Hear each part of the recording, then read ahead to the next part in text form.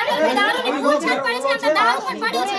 કે છે ઘરના માલિક તો શું ઘરના માલિક લીગલ કરતા હોય તો શું કરવાનું છે દરવાજો નહીં ખોલવાનો આ પોલીસ વાળા અહીંયા ઊભા છે છતાં કે છે માલિકના ઘર વગર અમે આ દારૂ નહીં તોડી શકીએ આ પોલીસ સ્ટેશન વાળા પોલીસ પોતે અહીંયા ઊભી છે છતાં એમ કે છે કે અમે દારૂ નહીં તોડીએ ક્યાંય પણ જગ્યાએ કોઈ પણ ઇલીગલ પ્રવૃત્તિ થતી હોય તો એનો દારૂ તોડવાનું પોલીસ કાર્યવાહી કરીને દારૂ તોડી શકે છે દારૂ